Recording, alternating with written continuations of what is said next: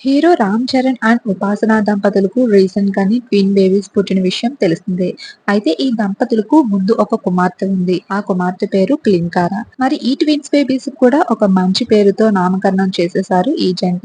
ఆ పేర్లు ఏంటంటే బేబీస్ లో మొదట కొడుకు, ఆ తర్వాత కూతురైతే పుట్టడం జరిగింది.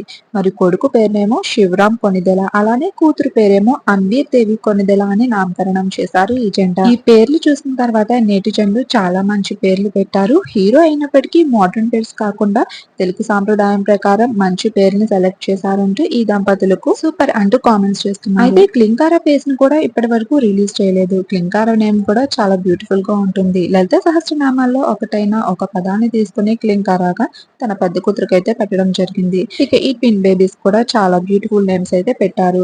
మరి క్లింకార ఫేస్ అయితే మొత్తం మీద సోషల్ మీడియా వాళ్ళ వల్ల ఏదో విధంగా కొద్దిగా రివీల్ అయితే అయిపోయింది. మరి ఈ ట్విన్ బేబీస్ ఫేసెస్ ని ఎప్పుడు రివీల్ చేస్తారో వేచి చూడాలి.